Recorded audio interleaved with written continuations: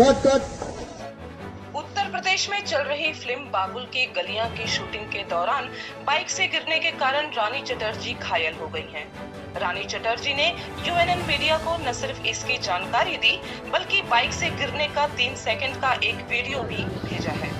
आपको बता दें कि टाटा फिल्म प्रोडक्शन के बैनर तले बन रही बाबुल की गलियां में रानी चटर्जी, जय यादव, रोशनी सिंह, अवधेश मिश्रा, देव सिंह, प्रकाश जैश, विनोद मिश्रा मुख्य भूमिका में हैं।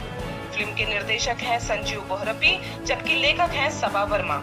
इस दुर्घटना में रानी के हाथ में काफी चोटें आई हैं।